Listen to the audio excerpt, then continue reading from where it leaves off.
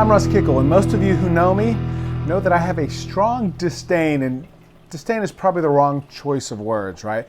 Loathing is probably a better choice of words, at times, for the Neptune apex. And on this episode of American Reef, that's what we're going to talk about.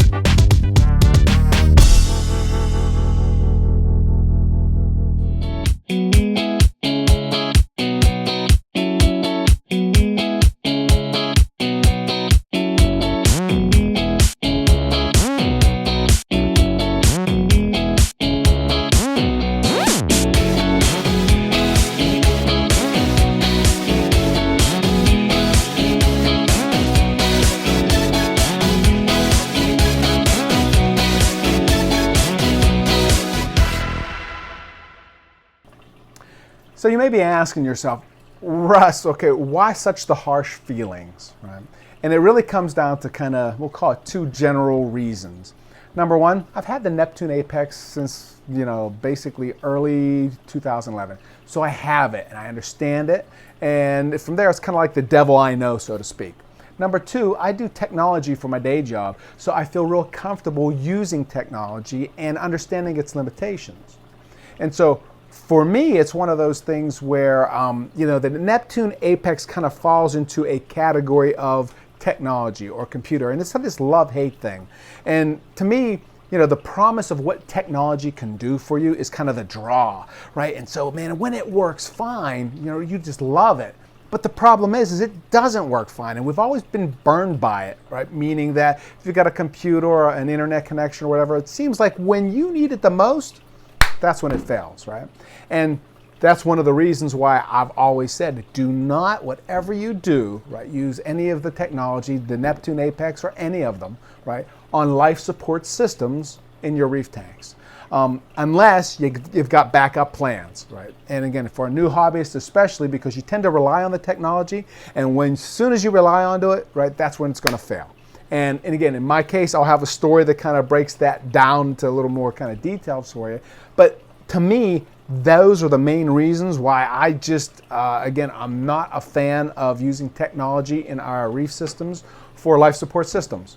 With that being said, I single out Neptune apex, but we have got Reef Keeper as well out there. I just chose Neptune apex because, again, to me, it was the better of the two monitor/controllers that are out there. I mean, you have so many modules out there, so you can test, salinity, pH, you can control lighting, pumps, you name it, right? Basically, the Neptune apex is kind of the big boy in town. And as such, that's why I have it, right? But the Reef Keeper will basically give you the same kind of issues that you will have because, again, it is technology, right? And so for me, that's part of the reason why, the emotion is so high. Because for me, normally what happens, and, the story I'm about to get to is one that somewhere that frustration kind of lies in. And, and it's funny because you look at it and you say, with the technology, again, it's not when will it fail. Excuse me, let me step back. It's not will it fail, it's when will it fail. And again, with this technology, it's no different. And so it's a question of when you're using the technology on the reef tank, what are you willing to lose, right? Are you willing to lose corals, fish, maybe the whole tank, for example, or maybe just the time that it's going to take you to figure out why this technology failed and for you to fix it, right? And when you look at it with technology, and then the apex is no different, there's this kind of a loop that really is frustrating that you can't get out of a lot of times, that, again, you don't want your life support systems to be on there. And that's this support loop, meaning no matter what you do, right, if you have an issue and you call support, the very first thing they do is they say, hey, are you on the latest, greatest version of the firmware or software or whatever that is? And so maybe you are, maybe you aren't, but what you do is when you download that firmware, the reason why they're telling you to download is because there were errors already that they're trying to fix. And they're hoping that basically that software update fixes that error. But what they don't tell you is you've introduced new bugs along the way, right? And so you upgrade the firmware, you solve one problem, and it's like a balloon that you push down the air and it comes up on the other side. Well, you just moved an air somewhere else, and you just don't know it yet. And it will, it will show itself, whether when, new features are added or something, but it will definitely show itself, right? And so when you talk about adding technology to the reef tank, you got to ask yourself, what are you willing to lose, right? And if it's just a little bit of time and you're okay with it, then that's fine. Go with whatever you want to do. But to me, that's why I say for the new hobbyist, don't do it, right? Now, in my particular example, what we're going to do is we're going to go over this leak detection system. So, again, if you step back, you look at some of the videos that I've previously released, I've got some medical situations which will basically leave me away from that tank for a week to 2 weeks. And as such, I'm trying to automate as much as possible, but realizing that, technology will fail, so I need a tank sitter in the process. And to me, though, again, leak detection is not life support, but that's just, again, the promise of wonder, right? And so as we go into basically taking and adding the module, let's talk a little bit about kind of the installation first, because I was very pleased, and I'm still very pleased with how the Neptune Apex kind of works in that area.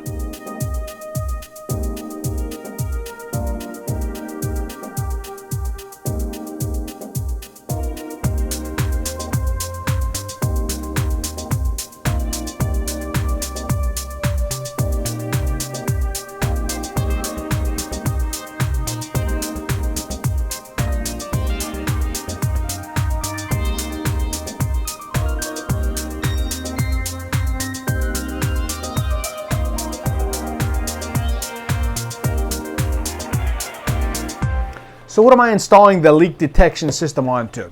First of all, as far as the Neptune Apex that I've got the Apex, the Energy Bar 8, the display module, and probably virtually every other module that exists, meaning I don't care if it's ORP, salinity, pH, to kind of, controlling the tunsies, for example, or controlling the AI lighting, or the feeders, for example. I mean, I've basically got every module possible because I like to test and experiment. So again, I make the mistakes and you don't have to, right? But that being said, this was another one of those modules. And let me step back by saying, normally if it's life support systems, I don't have that, meaning I don't put my main pump on the Neptune Apex. And I experimented a little bit with lighting, and I'll kind of go into a different story there, but long story made short, I kind of took that off. So that's my base system, right? And for the installation, one of the things that they have done extremely well is it's truly kind of a plug-and-play technology, meaning that with the module, you have the module and then you have basically the sensors itself, which are sold separately, right?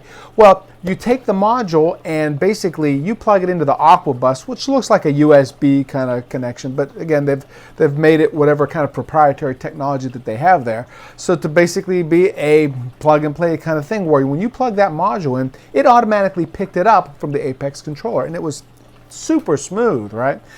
When you plug in the switches, the sensors, whatever you want to call them, it's the exact same thing, right? Super smooth. You plug them in there, and from there it worked really, I guess, flawlessly, at least initially as far as setup goes.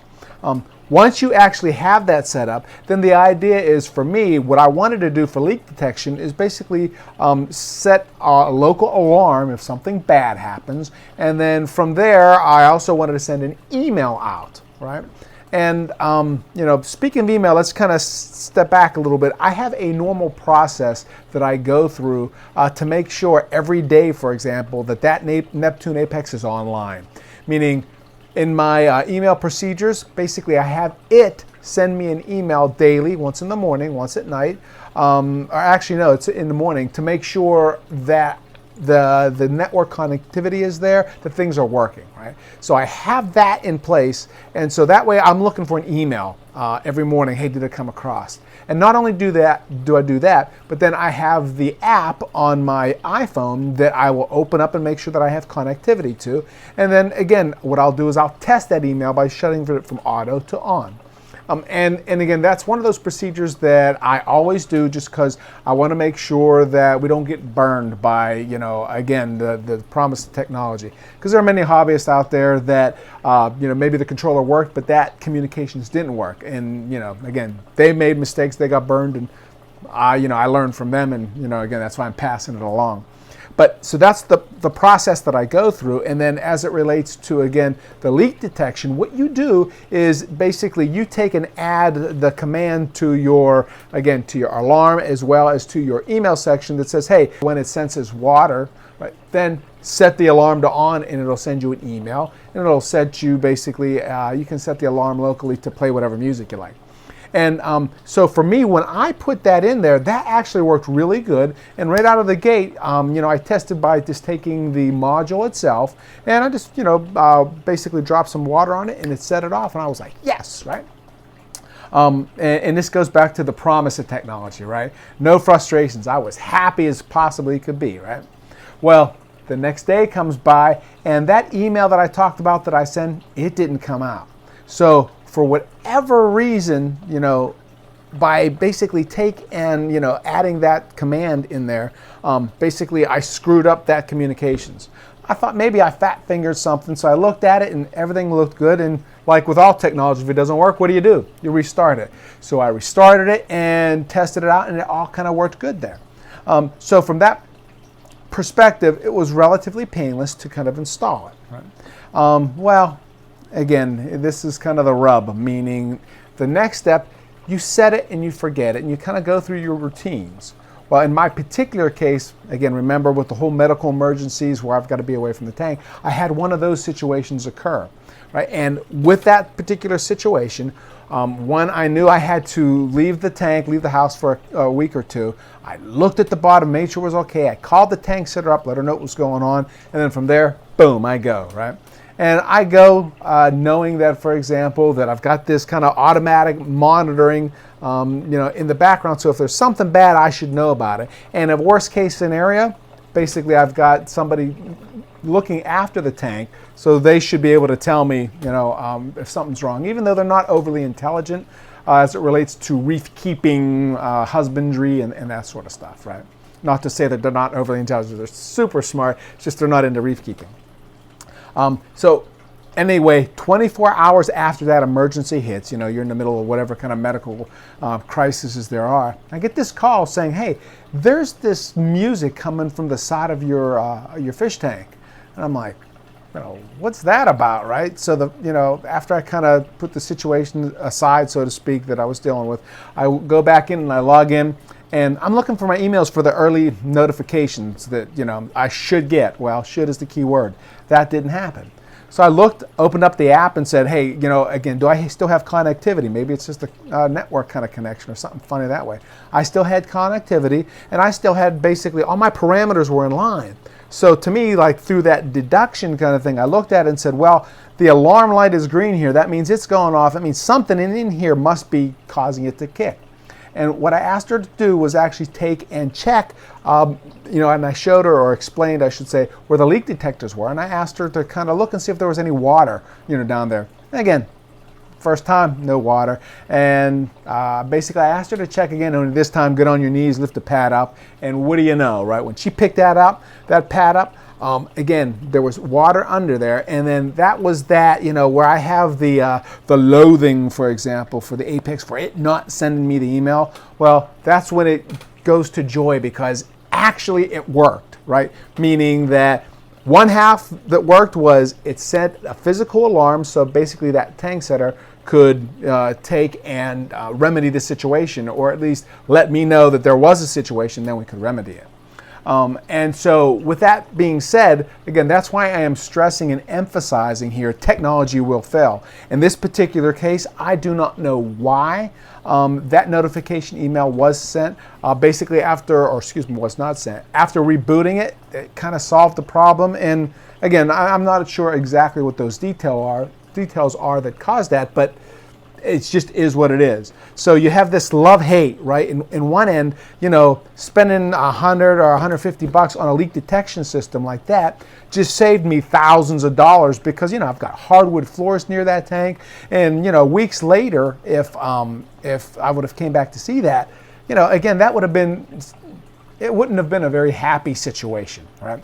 And so, the fact that at least half of it worked was a good thing. But coupled with the fact that what I did is part of my process was to make sure that there was somebody physically around to kind of check these things, that's really, the tag team that kind of worked there. And so, part of the lessons in here, right, and with this conversation is, again, so you learn and understand and you don't make the same kind of mistakes.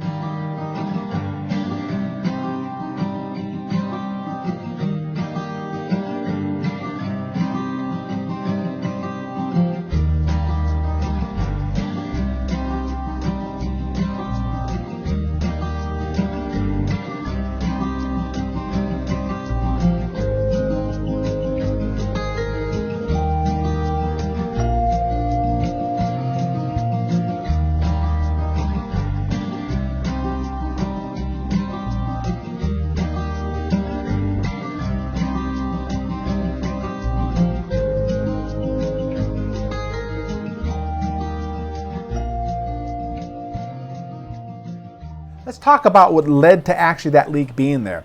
So remember I had said I kind of pulled the little skirt back to check and make sure everything was okay. Well, when I did that, one of the reasons why I did that is because that old adage of, kind of don't put off, tomorrow what you can do today. Well, I have a media reactor down there and I'm testing it out. It's actually the Vertex media reactor, and I'm actually doing 2 or 3 things that we'll kind of talk about a little bit later. But the idea was I was testing it out, and I'm going to get on my soapbox a little bit, right? Meaning that you've got this beautiful reactor, solid built, but they never give you the hoses, right, or the clamps to connect this thing. And then when you go to Lowe's or Home Depot or Ace Hardware or wherever you go to kind of get the hoses, you try to fit this barbed kind of fitting into it and you can't find the right hose, right? And it's like, to me, that's one of the reasons why I love Bulk Reef Supply, right? Because, you get their little media reactor, and maybe it's not as big as some of these other ones, but you know what? They give you all the hoses, the lock fittings, etc. And in general, it is a complete package that works good. Right, and in this particular situation with the Vertex GFO kind of reactor that I have, again, granted, it was my fault for basically not getting the right hose with the right clamp. So there was a leak that started when I kind of shifted it around, right? And again, it's one of those things, ultimately it's my issue, but I'm going to solve that in the future by not buying a product that basically doesn't have hoses and clamps and it's a complete package, right? Because, it's hundreds of dollars for this equipment. Why do you not offer a $5 to $10 hose package for it, right? It's just ludicrous to me, right? And I'll get off my soapbox, but either way, it was my, not installing it correctly, which caused that leak to take place, right? So the next lesson here says, again, don't put off tomorrow what you should do today. Well, that's another one, right? Meaning that on that media reactor, I was always kind of like, what? At the end of the day, it's a small drip, that would occur anyway. So I'll get those hose clamps eventually and put it on there, right? I made up excuses after excuses, but at the end of the day, for me, again, I didn't do what I needed to do, and it caused it to, again, drip out of the sump area, and that's what caused it. So in the future, again, just install it right the first time. Right? And we've heard this before from many of the hobbyists that are out there that get burned by it. And obviously I'm no different, but I'm just kind of reiterating so that hopefully you don't make the same mistakes as we do here. So as it relates to the issue, that was the issue, right? And again, the leak detection, what a great option for basically saving that hardwood floor.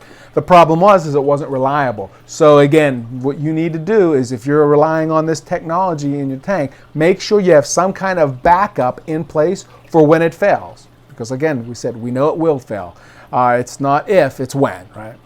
And so with that being said, again, that's kind of really the theme here that I just wanted to talk about a little bit as far as the technology and, again, some of the lessons that I've learned. You've heard me say many times, right, give our sponsors a chance to earn your business, right? And though, again, the Neptune Apex guys are not sponsors, right? Again, I still like the idea that you can use, their equipment to monitor that tank. And as such, if you want to get any of the Neptune Apex kind of stuff, right, you can get a Bulk Reef Supply and Premium Aquatics. You've heard me say it many, many times. They are great guys, honest guys that deserve a chance to earn your business. And again, they're there to help you support and to make sure that, these kind of issues that you do get from the technology are really minimized, right? As well, again, we've got Tunzi, again, great, awesome products there, as well as, again, the ecosystem and the Miracle Muds, right? Where, again, we can kind of see how with a system like mine, I'm able to kind of use their filtration methods, very successfully to help grow coral without kind of investing in huge, high-end, premium kind of, we'll call it skimming products, for example, though they do have them if you need them from Tunzi's perspective, and, chemicals and all that other kind of stuff, right? Because the Miracle Mud basically avoids the need to kind of using that. And again, give them a chance to earn that business because I believe them to be worthy of it. Again, if you have any questions, feel free to email me at AmericanReef@me.com.